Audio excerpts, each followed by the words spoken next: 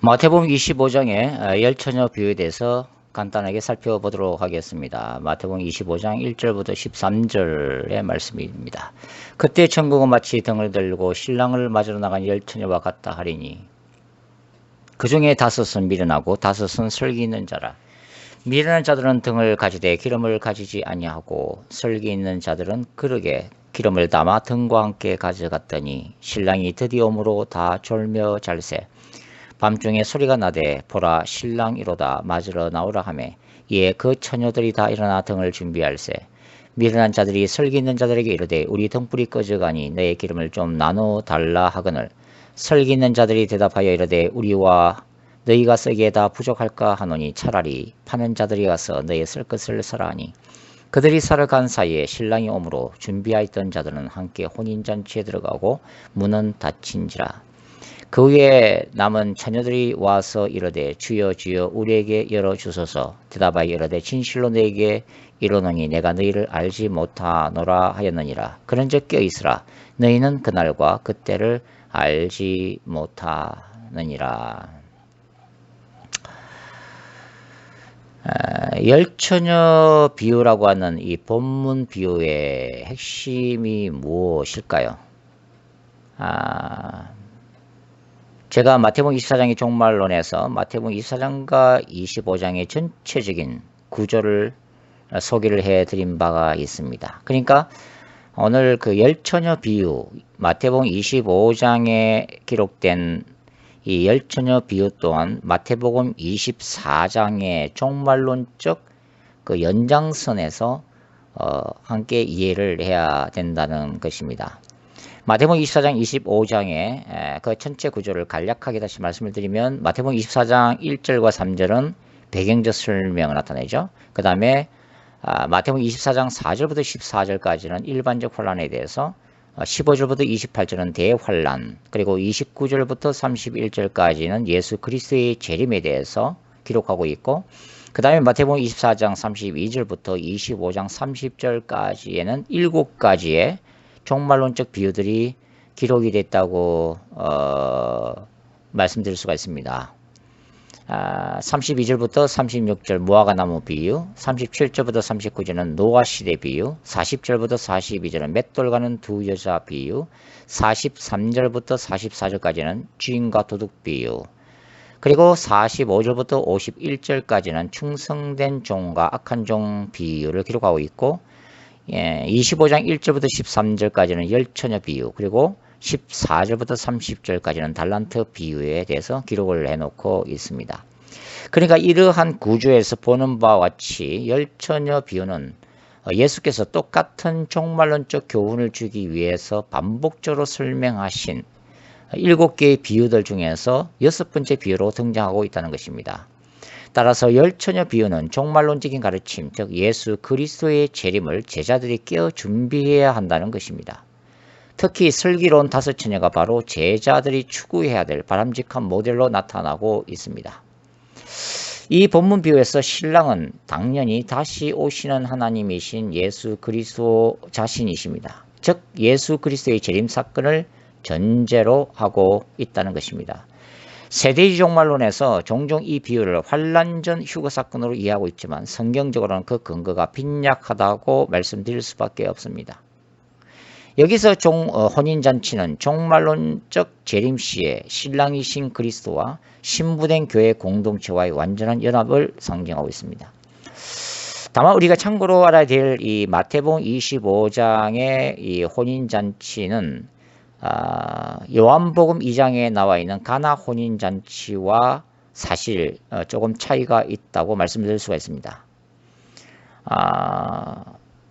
요한복음 2장에 나오는 가나의 혼인잔치야말로 신랑이 신부를 데리러 가서 신부의 집으로 가서 신부를 데리고 다시 아버지 집에 와서 일주일간에 걸친 정식 결혼잔치, 그리고 부부가 합방하게 되는 결혼잔치를 그 배경으로 하고 있다면, 마태복음 25장의 열처녀 비유는 신랑이 아버지 집으로 신부를 데려가기 위해서 신부 집에 도달하는 이스라엘 땅의 결혼 풍습 중에 하나를 그 배경으로 하고 있다는 것입니다.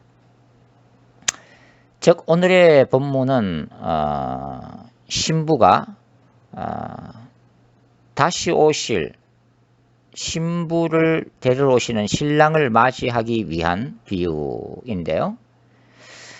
예수께서 이 비유를 설명하실 때에 정작 신부를 등장시키지 않는 것은 사실 예수님의 가슴 속에 예수님의 재림, 영원한 신랑 되신 예수님의 재림을 깨어서 준비하는 사람들과 깨어있지 못한 사람들을 구분하기 위해서 이 비유를 말씀하시고자 했을 때 한 명의 신부로서는 그러한 비유를 설명할 수 있기 때문에 그 대신에 신부의 친구들인 덜러리들을 등장시켜서 5명의 깨어서 준비하는 처녀들과 5명의 깨어있지 못한 미련한 5 처녀 두 그룹으로 설명하시기 위한 그런 비유라고 생각하시면 되겠습니다.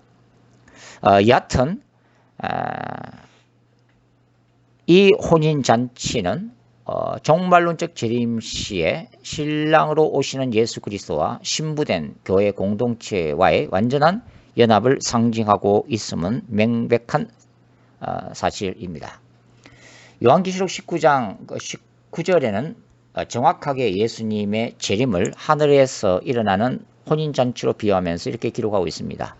그가 내게 말하기를 기록하라. 어린 양의 혼인 만찬에 초청받은 자는 복이 있도다. 또 내게 이르되 이것들은 하나님께서 하신 참된 말씀들이라 하더라.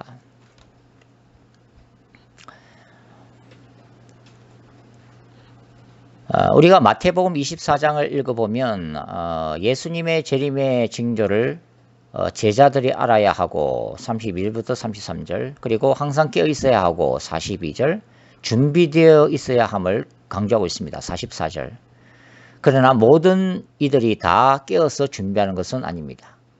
비유컨대 두 여자 중 한 명은 데려감을 당하고 하나는 버려둠을 당하게 된다는 것입니다. 마태복음 25장의 달란트 비유에서도 악하고 게으른 종, 무익한 종은 천국 밖으로 추방당하게 될 것이며 교회 공동체 안에 있는 이들조차 양과 염소로 구분되어 각각 영벌과 영생에 들어가게 된다고 하는 것입니다. 본문 비유에서는 문 밖에 남은 어리석은 5 처녀들이 간절히 애청하는 모습이 나오고 있는데요. 그러나 주님은 단호히 거절하고 있습니다.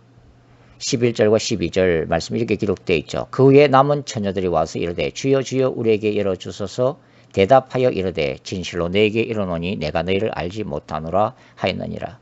이 구절은 같은 마태복음 안에서 산상순 마태복음 7장 23절을 연상케 하고 있습니다. 그때 내가 그들에게 밝히 말하되 내가 너희를 도무지 알지 못하니 불법을 행하는 자들아 내게서 떠나가라 하리라. 산상수훈에서 사는 이 불법을 행하는 자들은 바리새인들인데 결국은 이 바리새인들이나 마태복음 25장에 나오는 어리석은 처녀들이나 동일선상에서 똑같이 죄롭지 못한 자들로 기록이 되어 있다는 것을 우리가 알 수가 있습니다.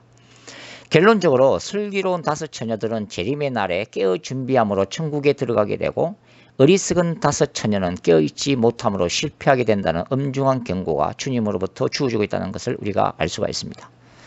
자, 그러면 이제 이 비유의 세부적인 구절들을 우리가 어떻게 해석해야 하는가를 좀 생각해 보겠습니다.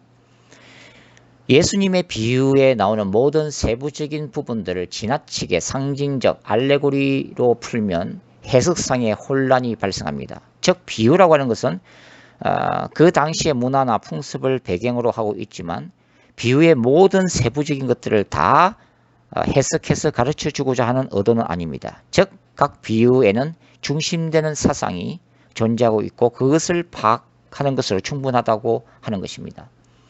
특별히 알레고리 해석, 이 비유의 모든 부분들을 상징적, 영적으로 해석하려고 하는 데서 많은 오류가 발생하고 혼란이 발생하고 있는데요.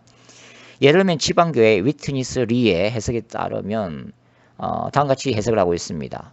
등에 대해 설명하면서 등이란 믿는 이들의 영을 상징하는데 거기에 하나님의 영을 기름으로 담는다. 믿는 이들은 그들의 영 안으로부터 하나님의 영의 빛으로 빛을 낸다. 이렇게 해서 그들은 이 시대의 어둠 안에서 빛을 발하는 등처럼 세상의 빛이 되어 하나님을 영화롭게 하기 위한 주님의 간증을 지니고 있다.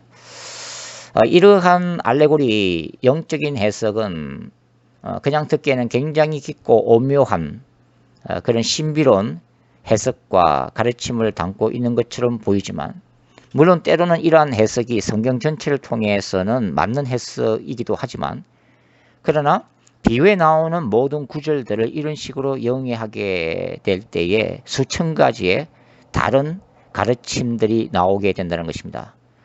더 치명적인 것은 이단 교주들이 이렇게 자신의 교리에 맞춰서 알레고리 해석화하게 될 때는 무슨 일이 일어난다고 하는 거죠.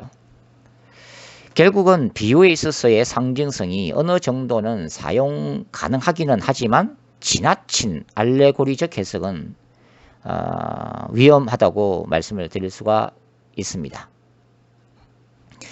종종 이 전통적인 해석에서 본문에서의 기름을 성령으로 이해하여 등잔에 기름을 준비한 처녀들은 성령으로 거듭난 신자들로 이해하기도 합니다. 신학적으로 보면 틀린 얘기는 아니지만 이제 그런 식으로 계속 적용하다 보면 본문에서는 이상하게 흘러가게 됩니다. 만일 기름이 성령을 상징한다고 직설적으로 해석하기 시작하면 8절과 9절에 나오는 이 본문은 그 해석이 모호하게 된다는 말씀이죠. 미련한 자들이 슬기는 자들에게 이르되 우리 등불이 꺼져가니 너의 기름을 좀 나눠 달라 하거늘 슬기는 자들이 대답하여 이르되 우리와 너희가 쓰기에 다 부족할까 하노니 차라리 파는 자들이 가서 너희 쓸 것을 사라 하니. 그러니까 기름을 나누어 달라는 요청은 결국 성령을 나누어 달라는 요청인가? 그리고 기름을 파는 자들에게 가서 구입하라는 얘기는 성령을 파는 자들인 성령 사역자들에게 가서 성령을 다시 사라는 비유인가? 등 여러 가지 이제 심각한 오류가 발생할 수도 있다고 하는 것입니다. 그래서 제 소견에는 이 본문에 나오는 성령과 등, 기름 등을 이런 식으로 해석하는 것보다는 등잔과 기름은 예수 그리스도의 재림을 깨어 준비하라는 자세와 영성, 태도로 해석하면 큰 무리가 없다고 생각이 듭니다. 물론 설교자들이 이 본문을 구체적으로 적용할 때 사실 우리가 깨어서 주님의 재림을 준비한다는 것은 결국 성령 안에서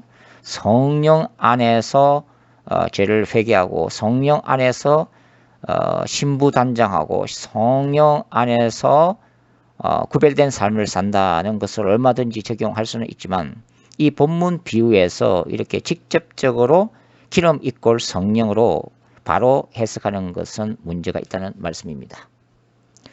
결론적으로 이 열처녀 비유는 주님이 당시 유대인들의 괴로운 풍습을 어느 정도 사용하여 주님 자신의 재림이 지체야 된다고 느낄 종말의 때에도 늘 깨어 준비하라는 메시지를 주시고 있다고 하는 것입니다. 등잔과 기름을 준비하면 종말의 때에 우리의 영혼을 파괴시키는 모든 시대 정신과 유혹, 죄로부터 우리 자신을 지켜 준비함을 의미합니다. 천국에 들어가는 것이 결코 넓은 길이 아니기 때문입니다. 따라서 마지막 때의 환난들과 적그리스도의 박해와 유혹으로부터 순교하기까지 우리의 믿음을 인내로 지켜내는 종말론적 영성, 무엇보다도 말씀과 기도의 기초에서 이 마지막 때의 징조들을 읽으면서 깨어 있으면서 우리들 자신을 예수 그리스도를 맞이할 거룩한 신부로서 신부단장하는 것이 얼마나 중요한가, 이 비유는 우리에게 지금도 말씀해 주고 있는 것입니다.